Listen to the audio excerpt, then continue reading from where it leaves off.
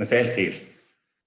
أولاً نرحب بالسادة الحضور في أول ويبينار فني من سلسلة تروكس أكاديمي التي سيتم عملها أونلاين والتي سيتم فيها مناقشة موضوعات متعلقة بأنظمة توزيع الهواء في ال HVAC Systems.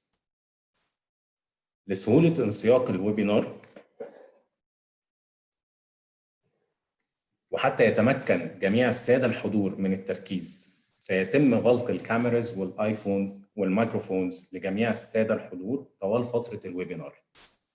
وفي حالة رغبة أي من السادة الحضور لطرح أسئلة يتم استخدام خاصية الدردشة أو الشات فانكشن كما هو موضح على البرزنتيشن لإرسال السؤال المطروح، وسيتم تجميع الأسئلة للرد عليها في نهاية الويبينار. كوفيد-19 حالياً طبعاً كوفيد-19 هو موضوع الساحة العالمية، ومما لا شك فيه إن كوفيد-19 قام بالتأثير الكبير على حياتنا من جميع الجوانب سواء العملية أو الشخصية، وسيكون له تأثير مباشر على التصميمات الهندسية لأنظمة توزيع الهواء في ال HVAC Systems. النهاردة سيتم عرض لحضراتكم إمكانية استخدام أنظمة التهوية كإحدى الطرق لمحاربة انتشار الكوفيد-19. كما يسعدنا الإعلان عن التحالف بين شركة تروكس الألمانية ومجموعة طيبة المنزلاوي المصرية لإنشاء مصنع تروكس طيبة لتصنيع منتجات تروكس في مخارج الهواء في مصر لتغطية السوق المحلي والشرق الأوسط وأفريقيا، وبكده يعتبر المصنع الوحيد لتصنيع مخارج الهواء لماركة عالمية في مصر. السبيكرز أولاً المهندس شادي المنزلاوي العضو المنتدب لمجموعة طيبة المنزلاوي والمانجنج دايركتور لتروكس طيبة في مصر. المهندس طارق شريف بزنس ديفلوبمنت مانجر مينا تروكس GmbH والمدير العام لتروكس طيبة في مصر. المهندس مارتن لينز ريسيرش اند ديفلوبمنت مانجر في تروكس GmbH للاير هاندلنج يونتس فلترز فاير بروتكشن اند سوفت وير. وبرضه المهندس مارتن لينز هو الشيرمان اوف برودكت جروب للاير هاندلنج يونتس في يوروفنت اسوسيشن وممبر اوف برودكت جروب للاير فلترز in Eurovent Association, الفايس تشيرمان اوف VDI 38031 Air Handling Units والفايس تشيرمان اوف VDI 38034 للفلاتر وممبر اوف وركينج جروب للدين 19464 دي للفنتيليشن سيستمز ان هيلث كير فاسيلتيز. هنبدا بكلمه المهندس شادي العضو المنتدب لتيبا منزلاوي جروب.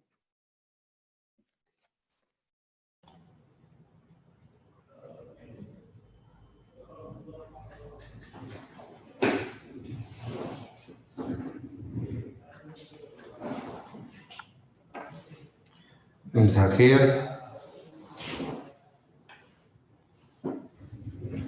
في البداية أحب أرحب بحضراتكم وبشكركم على مشاركتكم لنا النهاردة في التكنيكال ويبينار الأول لتروكس أكاديمي في مصر بالتعاون مع تروكس تكنيك جيرماني تيبا منزلاوي جروب والشراكة الجديدة تروكس تيبا. بستأذن حضراتكم إن إحنا هنكمل البرزنتيشن باللغة الإنجليزية نظراً للحضور الكثيف من خارج مصر، ويتم إرسالها مترجمة لحضراتكم لاحقاً بإذن الله.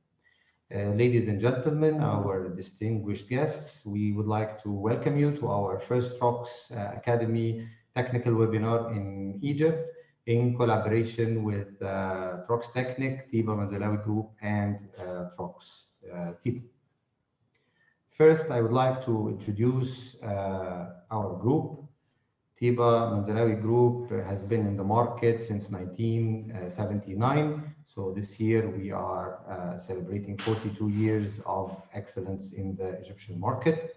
Throughout this period, we have been honored to be the partner of choice to many international brands like Cyber, Evapco, Hyundai, Gree, Samsung, Hitachi, and our latest additions, Trox Technik for the air distribution and ventilation products, and Bilangoset for HVAC pumps. We are honored to offer a complete HVAC solution to our customers. We are the only company in Egypt that can offer a complete package for the commercial and central HVAC solutions, from chillers, AHUs, VAVs, air distribution, fan coils, cooling towers, package units, and so on. Throughout our partnerships, we can offer water-cooled chilled water systems with absorption chillers, cooling towers, and pumps. A VRF system, whether air-cooled or water-cooled. Air-cooled package system and condensing units. Air distribution systems, grills, diffusers, fire dampers, and fans. And being one of the leading companies in the HVAC in Egypt, we were honored to have the first and only partnership with an international brand, which is Trox. And we are honored to announce today that we have started the collaboration between Trox and Tiba, forming a full-fledged joint venture, Trox Tiba in the Egyptian market, Germany engineering, made in Egypt. We have signed the agreement in Frankfurt, in Germany, last year, before the Corona starts. And we have been, since then, very busy establishing the manufacturing facility and implementing the Trox production system to enable us to produce the same quality with the same know-how that is produced in Trox facilities worldwide. I would like also to introduce Tiba Manz Engineering, a sister company to Tiba Manzalawi group of companies. Tiba Manz Engineering has been established to be the distribution arm for the new collaborations that Tiba added in the last period, and also the after sales and service arm for all the group products. I'm also happy to announce that we have also started the manufacturing of Trox AHUs and FCUs in Egypt under license. And this is a big addition to our portfolio of products, which we will be giving you the more details later in future webinars. Once we started, we made sure that we have the Eurovent certification, and I'm happy to say that Tiba Manzalawi Group is the only company in Egypt that has both of its brands, Trox and Cyber, Eurovent certified. In our 42 years of excellence in the Egypt and the Middle East and African market, we have been the trusted partner of so many projects in different sectors and segments like hotels, factories, shopping centers, in addition to having our export projects abroad in many countries in the Middle East and Africa.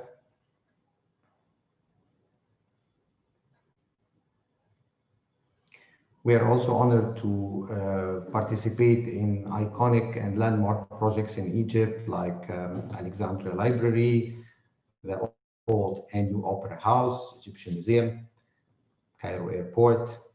In addition, of course, we are a trusted partner in the new developments that are occurring now in Egypt. We are all witnessing, of course, a big development in the Egyptian market with so many mega projects.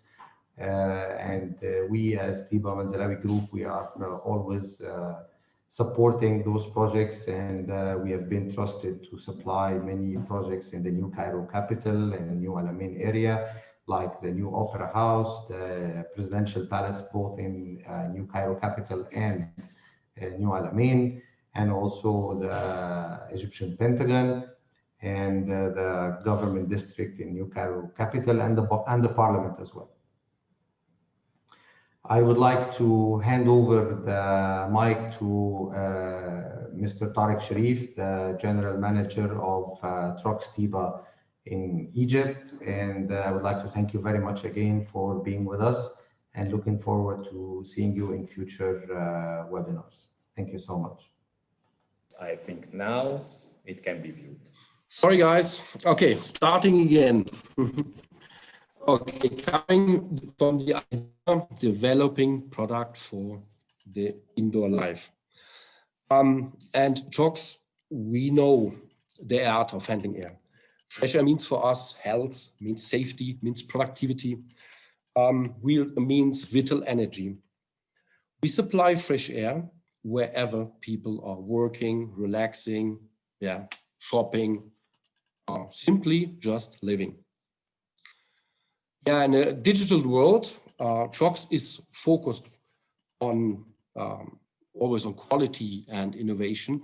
And in a digital world, it for sure makes sense that all Trox products are in an intelligent way linked together.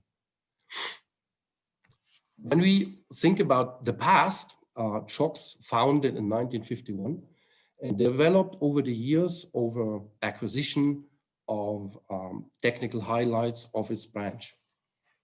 For example, we had the acquisition in 1998 of the HESCO in Switzerland, or in 2005 from Auranor. Or in the 20s, we acquired the Siemens fans, what is today the X-Fans building division.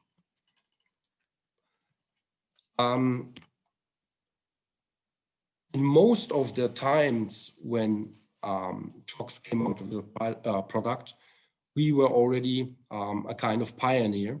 So when Trox started with the first grill after the Second World War, it was the first of its kind in a mass production. Coming up with the first fire damper with a calcium silicon plate in the early 70s, Trox was always a pioneer when it came to the development of ventilation products in the European market. Development means for Trox, sorry guys, Trox is owned by a non-profit organization, so-called Heinz Trox Foundation. This foundation has the purpose on research, so on basic research. So they have the job to think about user behavior, thermal ergonomics, acoustics, air quality, effects of life. Therefore, one of their subsidiaries to do so, like the Heinz Trox Wissenschafts GmbH, is managed by Professor Dirk Müller, the former technical leader of Trox. In these days, professor and a former professor of the RWTH Aachen University.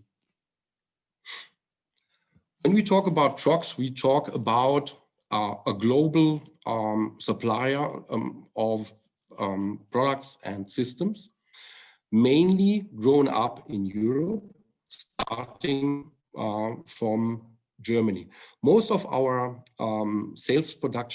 most of our productions are located in Europe. But as you can see already, Trox was able to found their product sites on each continent.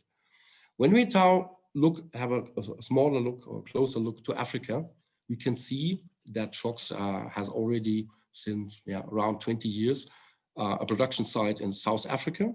And to complete this idea, we found our partnership with Tiba Manzalawi Group. Here, just shown as a representative. Later on, I will introduce to the new production hub, Trox Tiba in Egypt. What is Trox? Some facts and figures. Last in 2019, more than 500 million euro turnover with more than 4,000 employees worldwide. With, I think, in the moment, 18 production facilities in 14 countries. and a very strong research and development. This very strong research and development shows its strengths in more than 12 R&D centers and more than 450 patents in our safe, for sure, operation and trademark rights. With these advanced, with these R&D centers, we are able to develop our technology leadership, and this technology leadership keeps up running us as a market leader in most of the market. To develop a product means for Trox not simply just making design on it. So this product life cycle, we are following with our development, a product life cycle. This starts with the customer idea.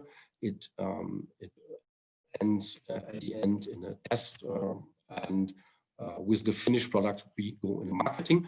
In between, we have a kind of optimization stage, and we describe with this a circle through our teams from R&D, design, procurement, marketing, and sales.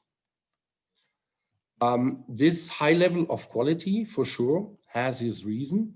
Due to our specialized labs and test centers, for example, we have in Germany acoustic chambers, or we have the very extended test facility of our HEPA and ULPA filter program. At the end, Trox is the only producer of fire damper in Europe, having his own test facilities. In this case, we have two furnace with overall 14 megawatt gas-fired burner. With this equipment, we test the complete walls and ceilings, including our embedded products. Yeah, our product portfolio in details.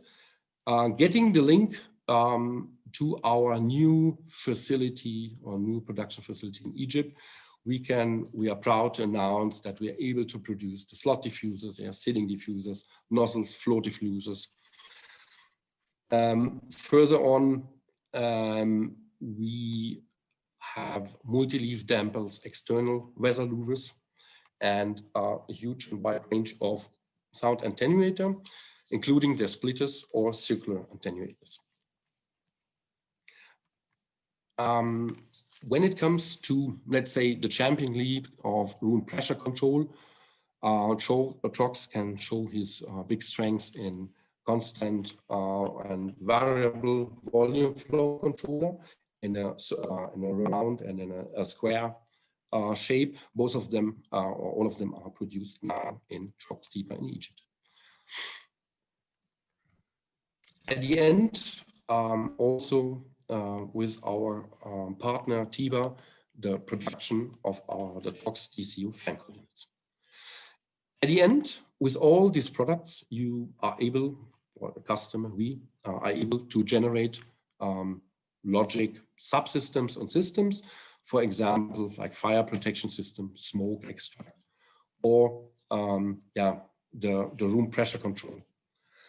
All together fits. That means for the customer, reduced interfaces, clear responsibility, reduced costs, and at the end, a quicker and a clearer success.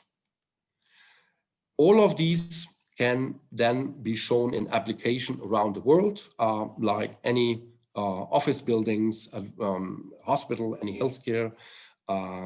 We have shopping malls as a standard application all over in the world. And for sure, outstanding application like theaters or airports or museums. When I talk a little bit about references, I want to highlight a special one.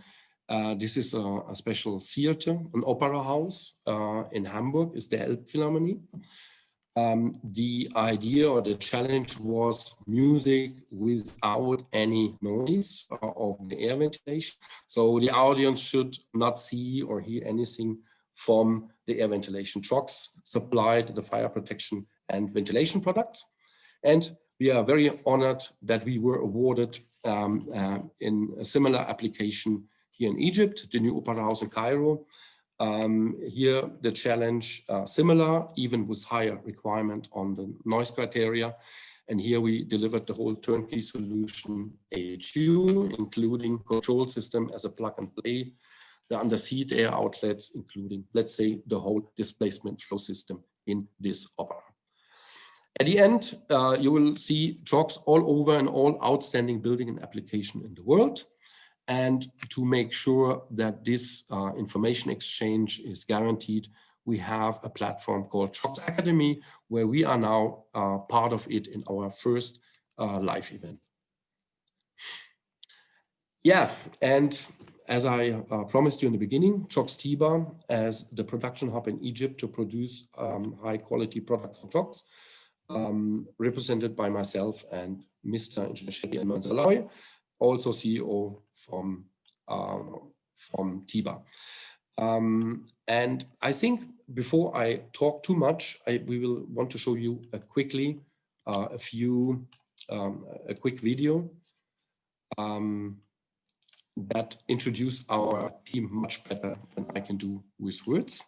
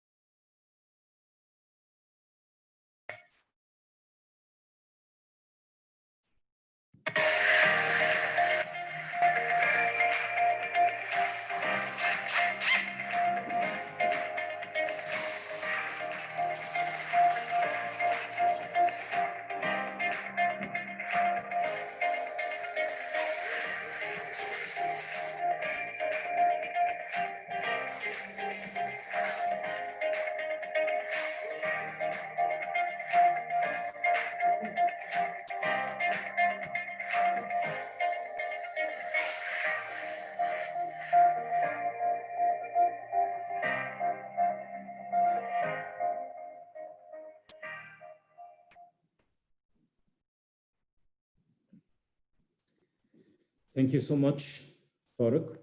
And now we will move the speakers to Martin Lenz. Martin, are you there? So do you now see my screen? Yes, Martin, we Okay. can see your presentation. Perfect, perfect. So a very, very warm welcome from my side, a warm welcome from Germany. I hope I find you all safe and healthy. So that's very, very important these days. So hopefully you feel fine and your family feel fine. And I already now wish you all the best for the future, and let's hope the best in this Corona pandemic. But now I want to start. For me, it's really a pleasure or an honor to have the chance to give a presentation in this really, really nice session here. And thanks a lot for listening. Thanks for your time. Thanks a lot for your interest. I think it's a great thing, and we are really glad here in Germany and from the complete Trox group to have such a good partnership with Trox Tiba, together with Tiba and with this great team of Shady. So it's a really great partnership, and we are really looking forward to the future and to developing this further. So my topic for today, because my topic is also related to Trox Academy, and I brought you some very, very helpful information and some knowledge about the coronavirus and ventilation. And the main question is always, is ventilation our best weapon against the coronavirus? And that is the main question for today's presentation. And I can already tell you, and that is probably something that you already know, with ventilation, we can really make a difference as long as we do it correctly. And then we can reduce the risk of infections significantly. But first, let's start with some basics. So the main question that we have to ask in the beginning is, of course, how is SARS-CoV-2 transmitted? So SARS-CoV-2 is the virus that will that can lead to the COVID-19 disease. And the very important point is the first one: the main transmission route is by breathing in particles of liquid containing the virus. That means when people breathe, or when they cough, or when they speak, and when they are ill, they will spread out the virus. The virus will not be there alone. It will be spread within small droplets and small particles, and then it will go out of the body and will be somewhere. So that is seen as the main transmitting road nowadays, that you can find at different sources where they have clearly stated out that they think that this is the main transmission road. So the contact transmission via surfaces has not been excluded either. So it also might happen that people infect themselves by touching something and then taking their hands into their face or something, but it does not seem to be so significant. And the transmission via feces is very, very unlikely. So the most important thing is that the main transmission road is the air, and by breathing in particles that contain the virus. And I really like this picture because it shows the behavior of particles containing the virus. Let's imagine on the left side, there is a person that includes the virus. So this person is infected. And then this person will spread out particles. And then it's very important to have a closer look to the size of particles. Because here you can see very, very clearly that the larger particles, they are here in dark blue, they will fall down to the floor because of their weight. So that means some of the particles will fall down. And then we talk about the droplet transmission, where also the distance in relation to these very large particles helps a lot. So as far as the distance of the two people, as lower the chance that these larger particles will go to the other person on the right side, and as lower the chance that this person breathes these particles in. But then you have smaller particles that will not fall down. And currently we know, or people know, that everything which is smaller than 5 micrometers, so particles smaller than 5 micrometers, they are ideal air. They will stay ideal in the air, and they will not fall down. They will just stay in the air for many hours. And of course, they can also they can fly larger distances than 1.5 meters or 2 meters or 3 meters. So they can really infect people even if they are 5 meters or 10 meters away from each other. And then we talk on the right side. So when we talk about these small and small particles that will stay in the air, we talk about the aerosol transmission. And when it comes to the larger particles, we talk about the droplet transmission.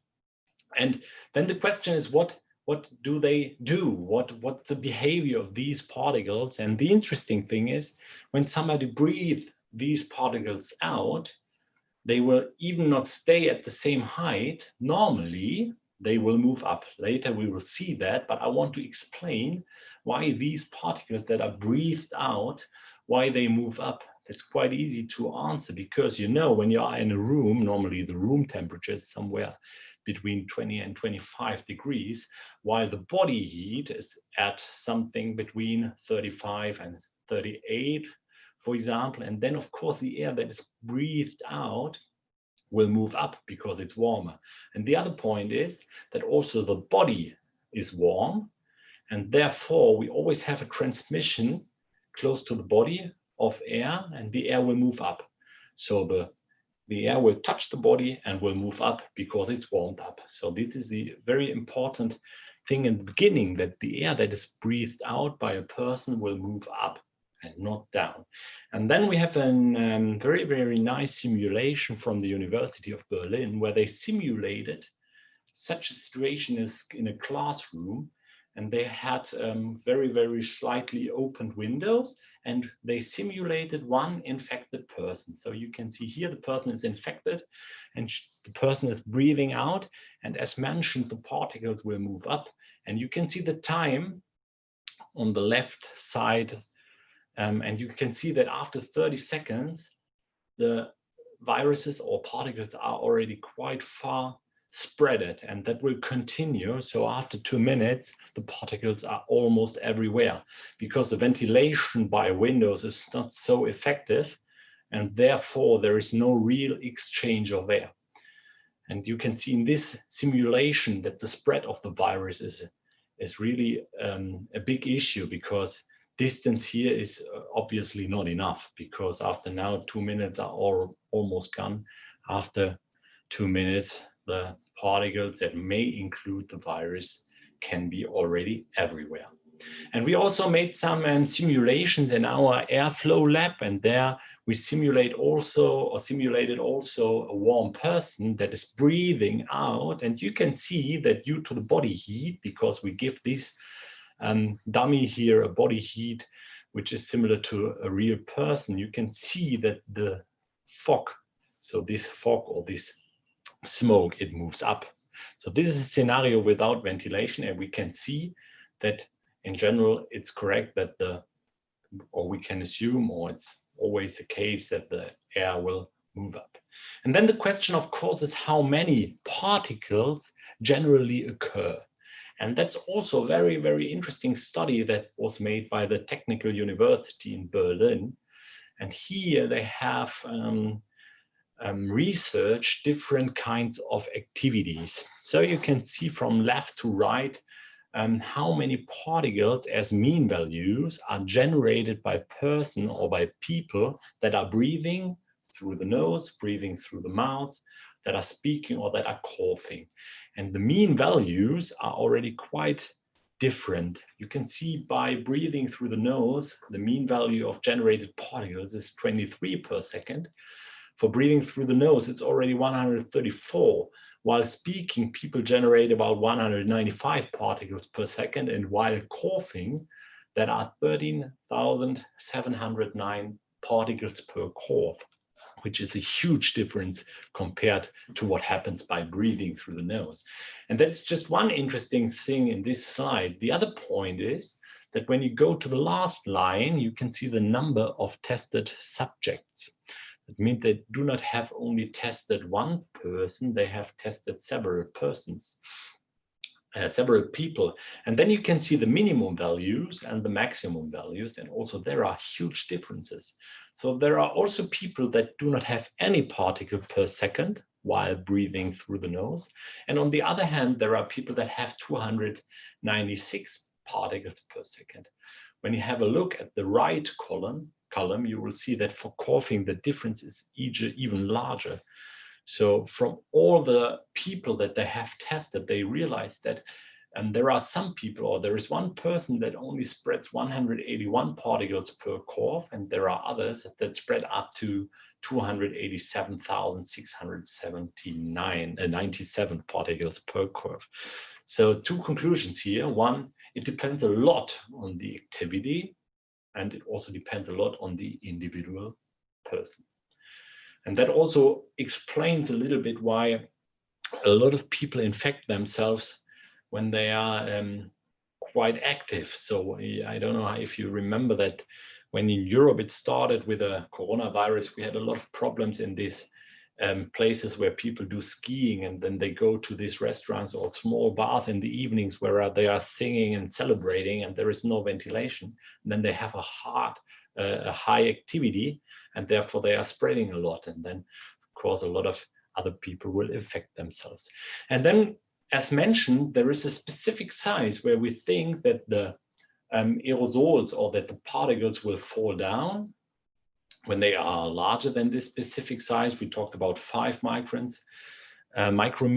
And if the particles are lower, they will just stay in the air for many, many hours. And then, of course, the next very interesting question is how large the particles are that somebody breathes out. And here, this is the answer on that. And you can see that the majority of particles is very, very small. So the blue bar on the left side always is a size between 0.3 and 0.5 micrometers. And we see that almost 60% of the particles are in this size. And it does not change so much for other activities. But even the gray and the lighter blue bar is still very, very small. So we have to assume, or we currently already know, that the majority of particles is much smaller than 5 and therefore will stay in the air for many hours. And then the question is, if somebody is in a room, how fast does it go until somebody else is infected? And is it enough that you only get one particle or one virus? And that is also a very, very hard thing to answer. And there we do not know so many things up to now. One thing that we do not know is when we see the numbers of particles that we had here. So here we talk about, for example, while speaking, 195 particles per second. But what we do not know is, does each of these particles include a virus? Or are they just maybe 20, or every second particle includes virus and so on? So that is quite unclear at the moment. And it's also unclear where the so-called critical dose is. So we know that one virus is not enough to infect somebody, but nobody knows how much you really need to infect somebody. So let's say the experts, they guess it's around 1,000, this number of critical dose. That means 1,000 particles with virus must be breathed in to infect somebody. But this is also not constant for everyone. But it's clear that there is someone a critical dose, and if the viral load is higher than the critical dose, other people will get infected. And what we did is we did a very interesting test here together with a partner. This partner is called CAT Group, and CAT stands for Clean Air Technology. And they are specialists in testing and analyzing operation theaters. And what we did together with them is we made some tests to validate our air purifier, but that is not the main point that I want to explain you here. What they did is they took a clean room. So what you can see here is a clean room, and they made it completely free of particles. So there were no particles at all anymore. And then they sent 4 people, the 4 guys that you can see here sitting at the table. They have sent them into the room, and they wear these kind of clean room clothes. And that means that when they went into the room, the only thing that increased the number of particles in this clean room was what came out of their faces, of their breathing, of their speaking, and so on. So they just sat there, and they were just talking to each other. And you can see on this diagram what happens. So we start on the left side with almost 0 particles, and after 1 hour, the number of particles was already at a level of 3.5 million particles per cubic meters. And they have tested also different positions in the room and realized that for all these positions, it was more or less similar. So we can see a sharp increase of particles just from the people. And after 1 hour, we stopped this, although we knew that this number of particles would have increased further and further. So you can see that are not steady state conditions yet. So that would have increased further and further without any ventilation or air purifier. And then we started with the air purifier and we switched that on, and we realized that after a short time, the particles were decreased again, although the people were still in the room.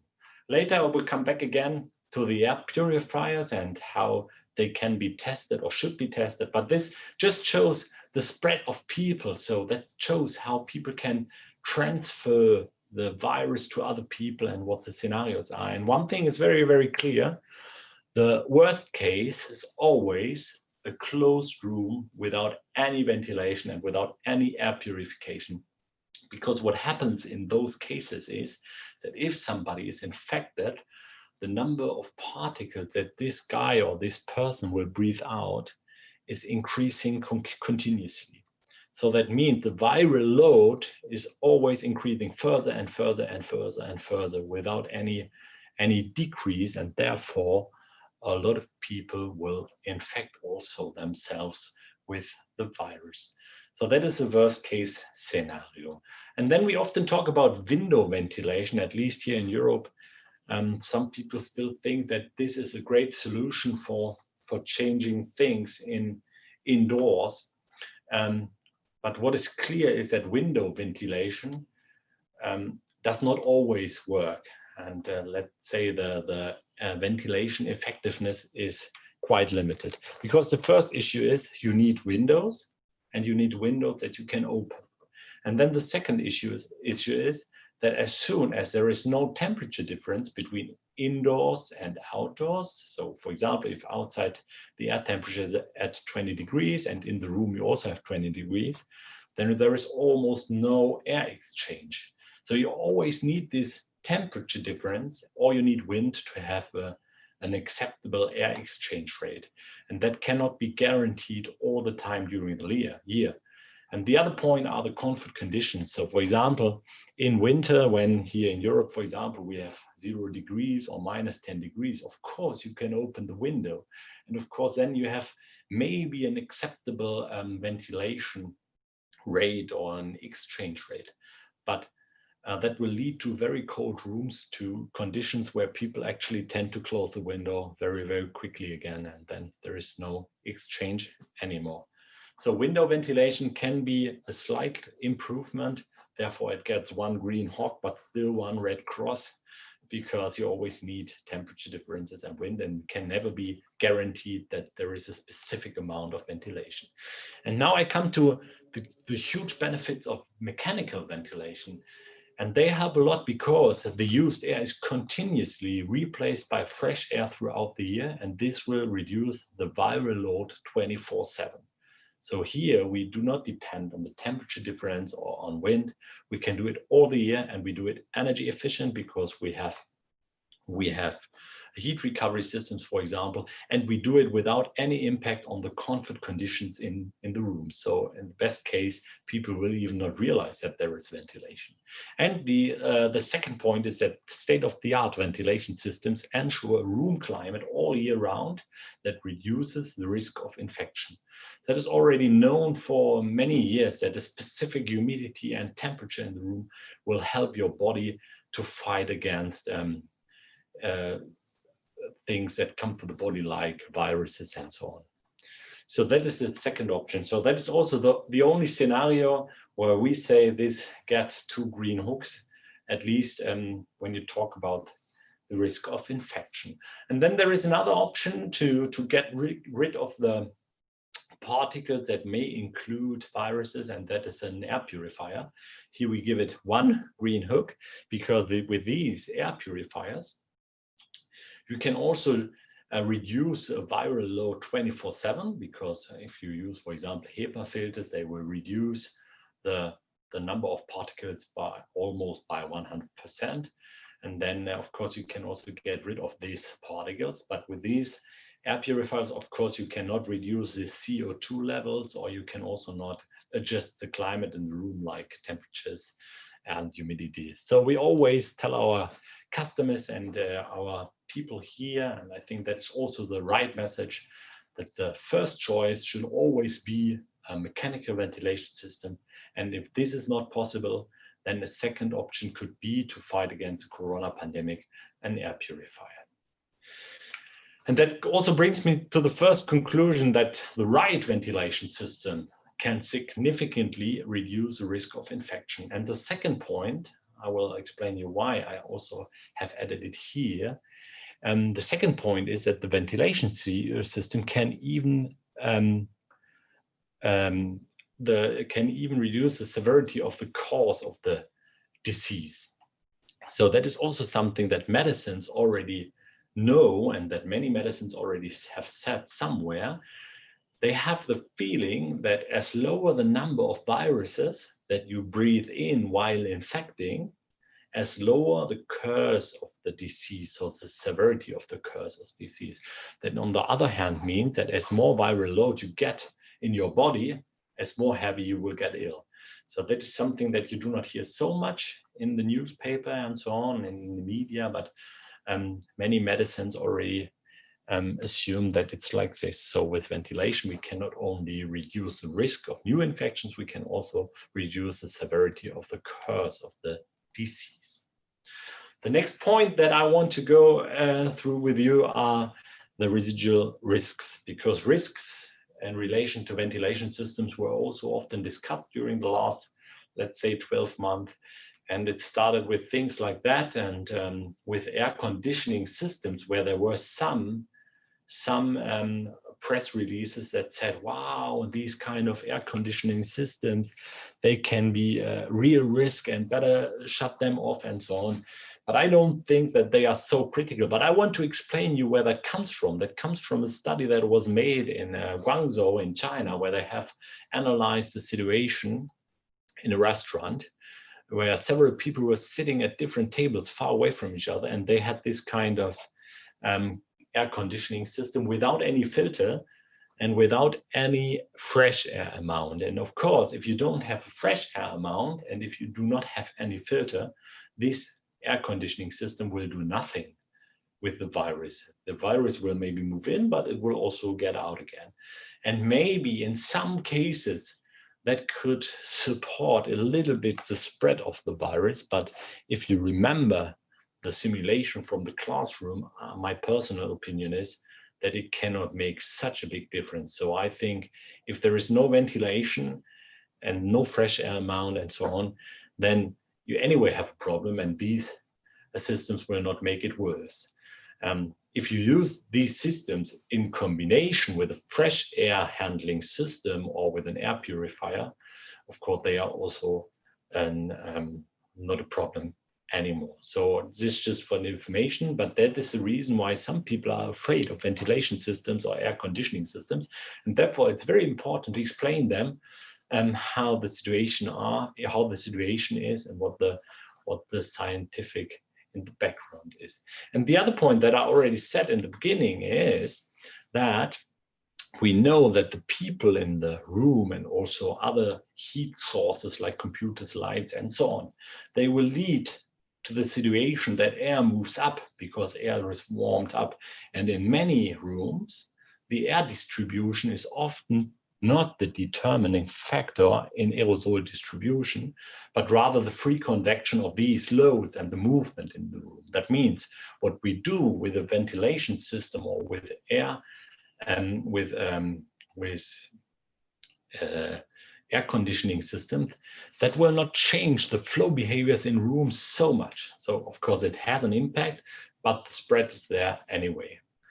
And another option that was often discussed in the past, also led by, let's say, some organizations in the beginning, but now it's also quite clear how these things need to be handled, are rotary heat exchangers. And for rotary heat exchangers, I'm pretty sure you know these kind of components. So that is a heat recovery system, or one kind of heat recovery system where you transfer heat or cold from one side of the air handling unit to the other one. And what is important to know is that, of course, there are leakages because a rotary heat exchanger is rotating through both air sides, but these leakages heavily depend on the system configuration. That means we have to talk about the pressures. And here is an example that makes that very, very clear. This is a very, very usual and not non-critical configuration. You can see the outdoor airstream in the lower part of the handling unit, and in the other upper part of the handling unit, there is the X-thread air system. And on the right side, there is a side where the connection is to the room. On the left side, there is the outdoor air and the exhaust air. And then you can see that there is an external pressure in the supply air on the right side below, which has just estimated 300 pascals, for example. Doesn't matter if it's a little bit more or a little bit less. And then you can see on the right side above, the extract air external pressure, it's minus 200 pascals. And then when both fans are downstream the rotary heat exchanger, and that's very important to see the location of the fan or the position of the fan. when both fans are located downstream. Then you have a pressure difference at the section of the rudder, which leads always to a leakage from the outdoor air to the extract air and not the other way around. You can see that here the rudder sees, or the rudder is in the outer airstream, there is something between -120 and -220 pascals, and the negative pressure is always lower in the extract air. So the way of leakage is always to the extract air, so no particles are transferred. And then of course you have also the leakage which is transported, or the amount of air which is transported with a wheel. This also is very, very small, or can be taken out completely by the use of a purge sector. That means in this this configuration, which is very, very usual, it's completely not critical because the very small leakages generally are in the direction of the exhaust air. And then of course you can play with it. On the right side above, you can see both fans upstream the rotary heat exchanger. That's less usual, but due to the pressure situation, also not critical. Don't want to go into the details. On the left side below, you can see also the configuration where the outdoor air fan is upstream and the exhaust air fan is downstream. This is also less usual, but also non-critical in relation to the transfer of particles.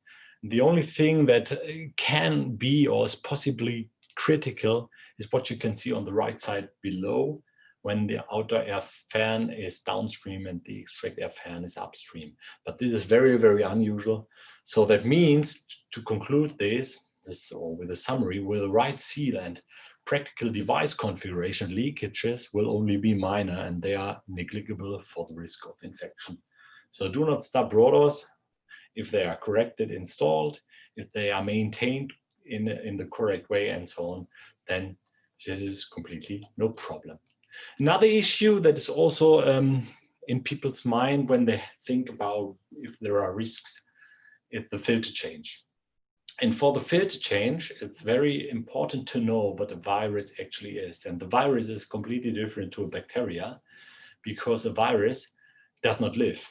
A virus does not have a metabolism, and therefore it does not live. It always needs a cell to live, or a body, or something alive. So it's not living, therefore you don't have to kill it. And then there are studies that check out how long the virus remains infectious on surfaces.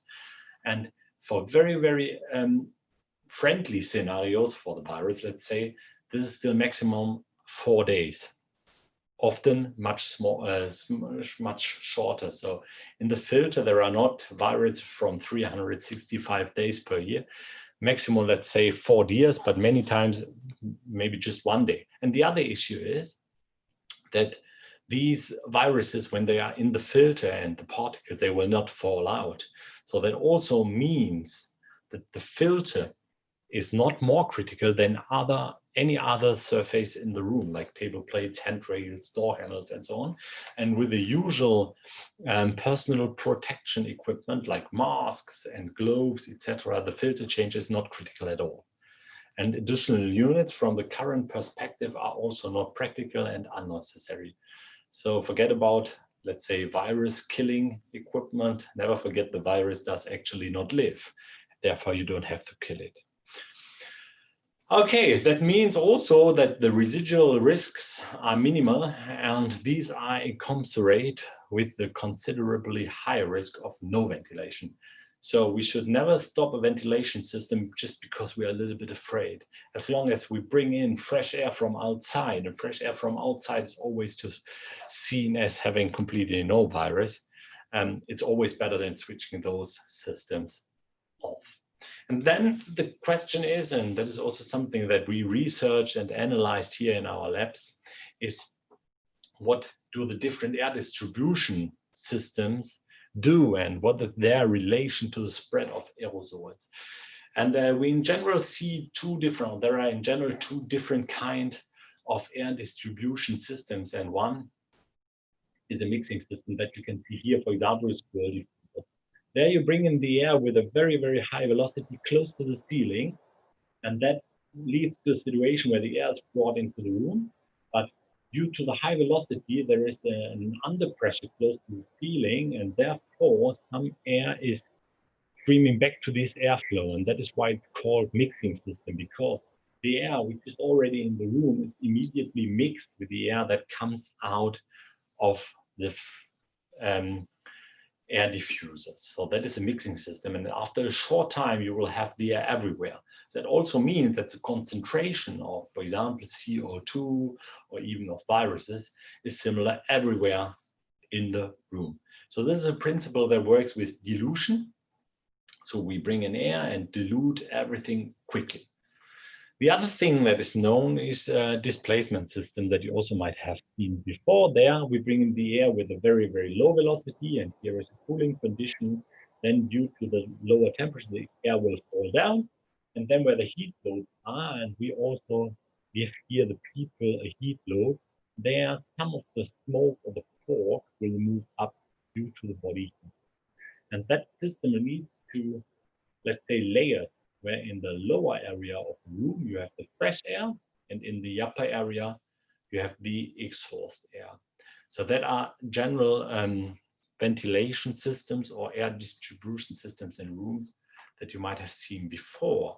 And then, of course, we also ask ourselves what happens in case of somebody's breathing, and how do the different air distribution systems react when somebody is breathing in particles or aerosols. And that is what we simulate. Again, here you can see what happens without ventilation. So we have the person breathing, and the air moves up because what she breathes out is warm, and what the people and the body heat also leads to the transmission above. And with the mixing system, that's very interesting to see. With a mixing system with floor diffusers, you have close to the ceiling this very high velocity, and you have the induction that you might know. The induction means that some of the air is even brought up again in mixes through the supply air stream. And here we have simulated it, and we started with a quite smoked room. So you can see it's already a lot of fog in the room, but you can see that the transport of the breath that comes out up is much higher because of the mixing system and because of the induction. So you can see that the smoke moves much quicker up than without any ventilation system. That is 7 times per hour, and now it goes quicker, and you can see that after a specific time also all the fog in the room is almost gone. So with this kind of system we can reduce the risk of infection significantly, because the viral load will stay very, very small, and also the aerosols are supported on their way up. And the other system is then the displacement system, and here we only work with an air change rate of 4 times per hour, and we want to see, or wanted to see, how that reacts. Here you can also see that the aerosols still move up, not as quick as with the mixing system, but when it now goes to the time lapse, you will realize that even for the fog and the aerosols, you can see the 2 layers very, very clearly. So now it moves up, and now you can see that in the upper area of the room, there is still a little bit of the fog, but in the occupied zone, there is no fog anymore, although the air change rate is lower. And that is actually very interesting, because that is what we already know for many, many years, that if you work with a mixing system or with a displacement system, the demand in the air change rate is different, because with the displacement system, you are closer to the people, and therefore you do not need so much air as you would need with a mixing system, because you're far away from the people and so on. So both air systems have advantages and disadvantages, and they work also with, let's say, people breathing out aerosols or particles. They work as expected. So at the moment, we do not see any benefits in either the one or the other system. It depends a little bit on the situation in the room. It depends on how far people are away from each other. It depends on how often you have a cooling condition and how often you have a heating condition, and so on and so on. Of course, the furniture plays a role, but the most important thing is ventilation, ventilation, ventilation. That will really help. And that is what you can see here, because you get rid of these aerosols. And then the last point in my presentation is related to air purifiers, as promised. But I don't want to go so much in the details, just want to show you what the difference are and where are the difference, what you have to focus on, and what you have to ask yourself if you see a necessity to install an air purifier. And what definitely is very, very important is a high air performance. You need a high airflow. At the same time, of course, the unit should be quiet, because you don't want to annoy people in the room. For example, if you're in a classroom or in a hospital or in a university, they are not allowed to have a specific noise level. So they must be very, very quiet. Then the air supply must be very comfortable. So for example, if you would bring in the air on a height of, I don't know, 1.5 meters, then you breathe, or the flow directly comes into people's face, then you cannot ensure comfort conditions anymore.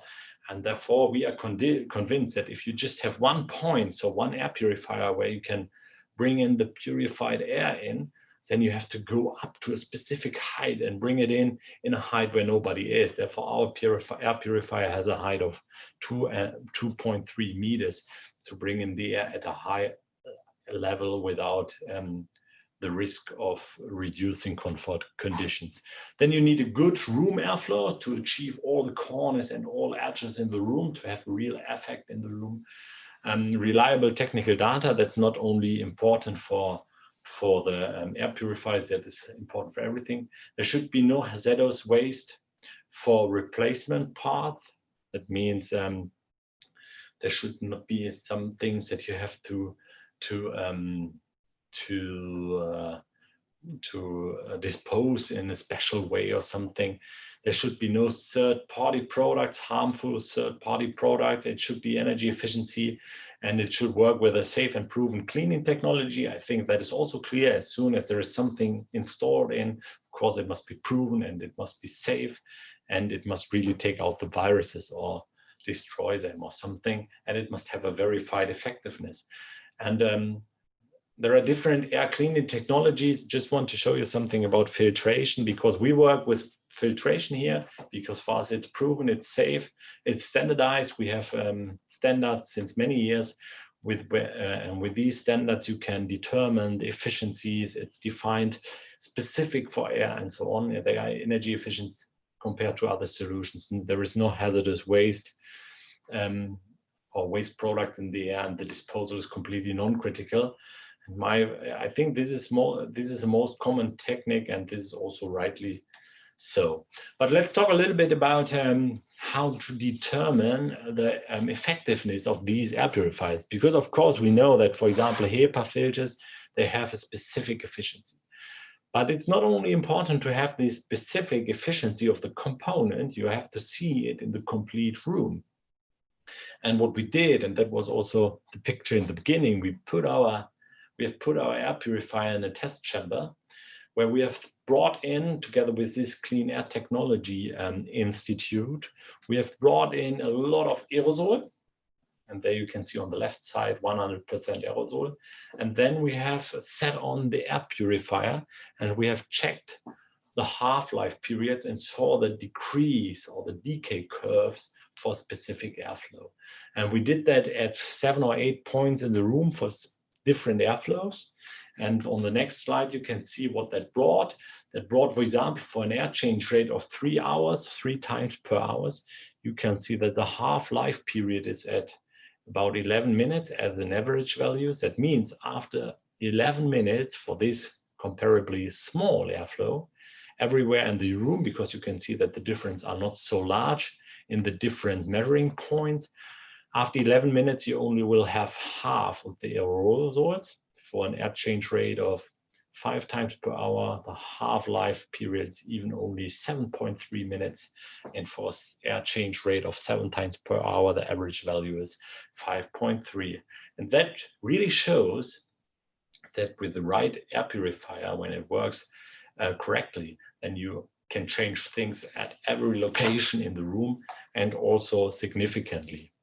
And my last slide here, or my last video that I brought for you, is a simulation on how our air purifier works. Don't want to make so much advertising, but just to show you what they can change. Here still the person is breathing.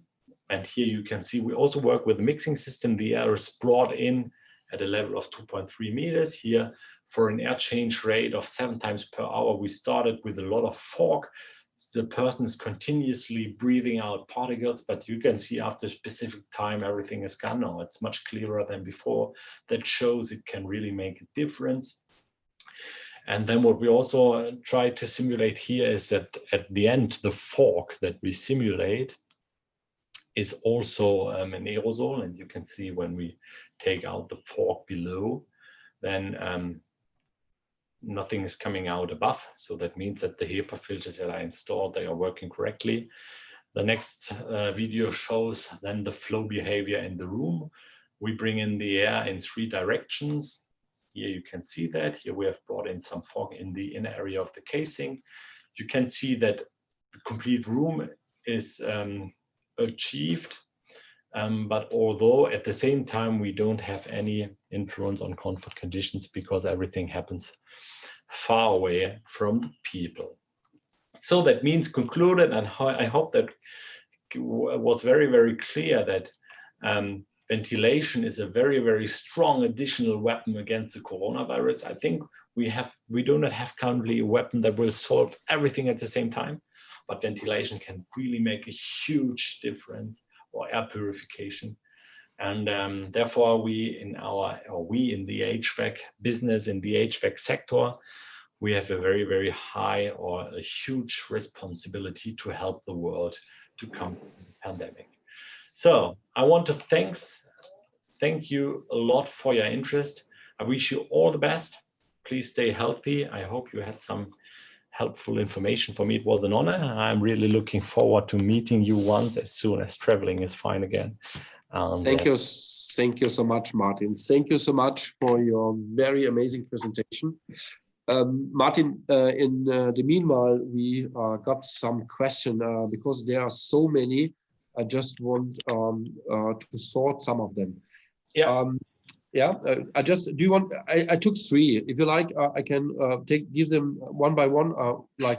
First question is one participation asked us when ventilation makes so much sense against coronavirus, doesn't it make sense to run it 24 hours?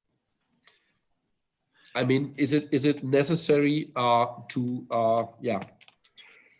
reduce the risk to run the ventilation 24 hours? Yeah, I think it depends on how many occupants are there. So what we know is that also the half-life period of an infectious virus in the air is not 20 hours or something. So for example, if you have hundreds of viruses in the air and they will just stay there after, for example, something between 1 and 2 hours, only the half of the viruses will be infectious. So they will, after 1 day, for example, they will have gone anyway. So I think, or I'm convinced that after people have left the building, then of course you can also switch off the ventilation system, because at the next day nothing will be there anymore. Or maybe you can keep it running for half an hour or something, or starting in the morning a little bit earlier. But so I don't see a necessity in using it 24/7 every day, even if there is nobody in the building. But what I would recommend, at least for the time of the pandemic, is increase the outdoor air or fresh air amount as much as possible. So in the past, and we should also focus on that in the future, we always talked about demand controlled ventilation, which is very important in relation to energy efficiency. That means that we only bring in the fresh air amount that is used by the people due to CO2 and so on. And that is something that for the moment I would change a little bit. So for the moment, I think we should rather focus a little bit more on reducing a number of infections by keeping a little higher energy demand, but in the future we should go back to fully demand controlled ventilation systems. So I would call it like a pandemic mode or something, where you see for a specific time you have higher airflows. But in the future, I think we need to come back to energy efficient solutions, because hopefully, or most probably, 1 year or 2 years, pandemic will begin, and our air handling units or air handling systems that we provide with Trox Tiba, they will stay, I don't know, for 20, 25, 30 years. And of course, then we have to focus on energy efficiency. Thank you, Martin. Thank you. Maybe this fresh air is a good topic. Asking for the second question. One participant is asking, with increasing the fresh air amount, don't we increase also the fine dust concentration in our buildings? Yes, that's a very good point too. I think when you increase the fresh air amount, the filter will still do more or less the same. So we still have filters to get rid of the fine dust concentration. And I think when the units are correctly installed and when the right filters are selected, that is a negligible problem. So we know that when we have installed an air handling system, then what comes out of the supply air as fine dust particles is more or less negligible. The amount that comes in by people and by carpets, by plants, by cooking processes, and so on, is much more significant. So I don't think that the increase of fine dust in the room is a problem when you increase the fresh air amount, as long as you have the right filters. Thank you, Martin. Thank you. For today, I would like to give you the last question. I know there are much more questions. I just want to promise all of you guys that we will answer the rest via email. Otherwise, it will extend this event dramatically. Although we love it that you have so many questions. One last question, Martin. One participant is asking, is HEPA filtration enough, or why we don't use OLPA filters instead? Yeah, you know, I think HEPA is enough, definitely, because, you know, the filters, the HEPA filters, they are specified as at MPPS, that means most penetrating particle size. That means when you test the HEPA filter, you check out in which size the highest penetration rate is, so where the most particles go through the filter, and then you define a specific efficiency at this level. That means, for example, for an H13 filter, that is already 99.95%. So that is almost 100%. And the change, for example, to H14 is then 99.995. If you compare it to the impact on the room, you will even not find the difference there. So in a real test, in real life air purifier, for example, you will not find any difference between H13 and H14. And of course, with U15 or U16, that will also not change things when at least not in case of the, or in relation to the corona pandemic or the virus. That means the additional effort does not help, because if you increase just the HEPA class or the filter class, then of course you always will also have a higher energy demand. And we are convinced that H13 is the best balance between having a high efficiency and at the same time a comparable low energy demand. Thank you so much for your very valuable answer, Martin. Just to tell you, while you are talking, there are coming so many questions. Mainly they are about filtration, but again, here the promise, we will answer this written in a written form. Yeah. Thank you so much. Okay, then also from my side, some last words. Thank you very much, Tarek. Thank you very much, Shadi and your team. We really appreciate this partnership. Really looking forward to the future. I think you are really on a perfect track, and I think this is really, really promising and definitely a great step for us and also for our customers in these regions. So thank you very much. It was a pleasure to be here. Stay healthy and all the best for you. Thank you, Martin from Tiba. Thank you so much. And thank you, Tarek, for the good presentation. شكرا لجميع السادة الحضور على المشاركة. وبنوه بس إن سيتم إرسال تسجيل البرزنتيشن مترجم لجميع السادة الحضور. وبرضو بنود نشير إن هو سيكون هناك سلسلة من الويبينارز الفنية خلال الأشهر القادمة بإذن الله. شكرا جميعا.